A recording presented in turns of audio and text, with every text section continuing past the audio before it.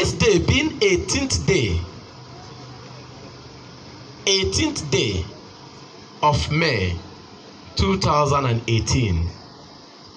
Let it be on record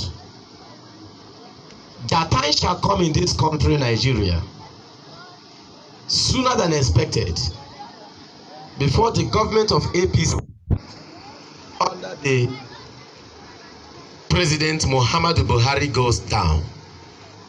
Before they step down or before they complete their tenure, time shall come in a particular day that there will be a kind of hardship that youths will not be able to bear it again, and the youths will come up in mass to protest.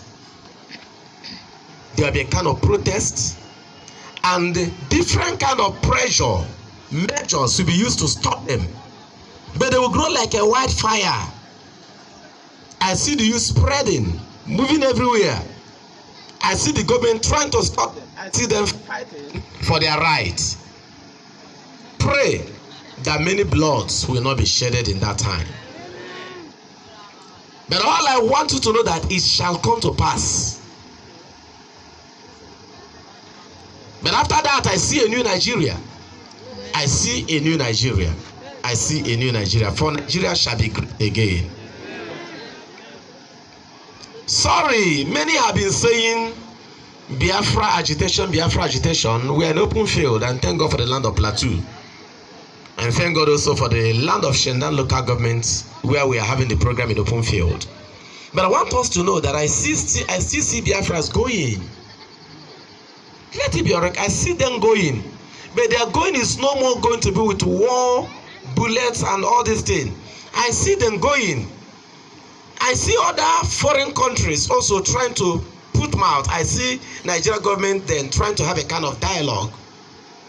But let it be on record that in this 2018, 2019, 2020, by the grace of God Almighty, after the youth protest, time shall come when the leaders, the big men in this country, begin to run to hide. I want us to know that Nigeria is going to experience hardship. But after that, there will be a revolution. Tell your neighbor there will be what? A revolution. And when this message was given to me, God also gave me a song. And I sang it before. And that song says what?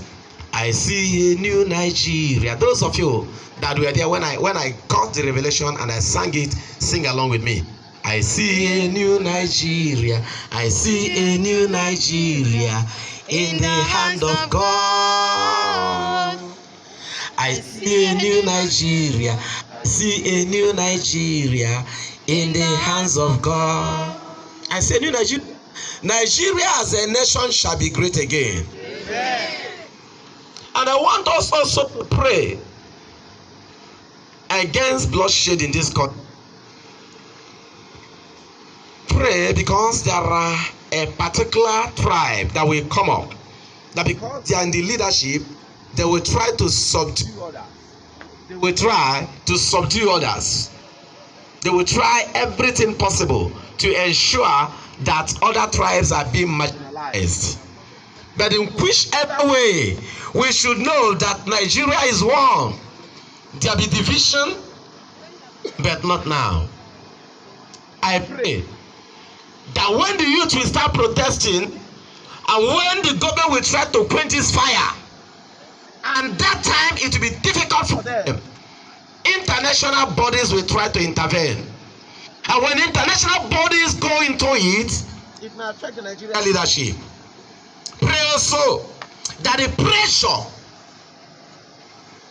that the bloodshed will not come upon the youths.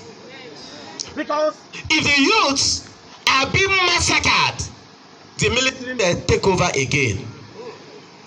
The democracy you are enjoying now, the democracy that the leaders deny us, then Nigeria may experience a kind of autocracy from the military. But the military will be there for a revival, for a government of the Nigeria governance, for the new Nigeria. I'm sorry, I'm not a politician. I preach the Bible, and I tell you what God told me. And that is why I said that date should be marked and should be on record. That this day, 18th May 2018, should be recorded and be visited anywhere. That if it doesn't come to pass, where youths will rise up to fight for their right under the leadership of the President Muhammadu Buhari, something will come up a day. There will be kind of protests. The protest that we make the thing that no, we can stop. No. Look, the protest will go wide like a wildfire. It will not only be protested in Nigeria, there's some other places across the globe. I know who sent me.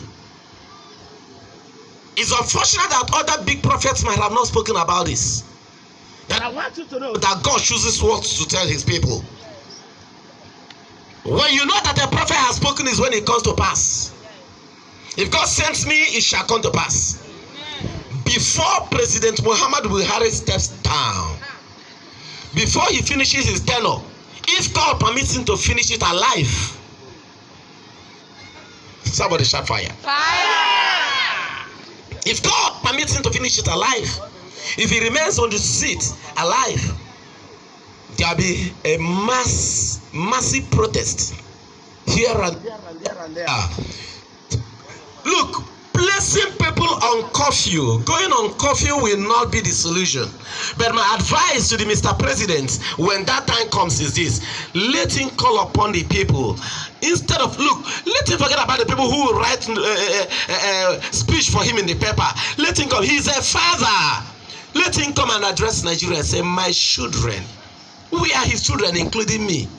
Your Excellency, Mr. President, when that time comes, we are your children, including me. He should just, my children, please come, let us dialogue. What is it that you people need? He will come to the need of his people, settle the youth. Any government that will not go with the youth will not last. Forget about some youths that will give them 100,000, 50,000, they go into burning and other things. That shall come when the youth will rebel against the leaders.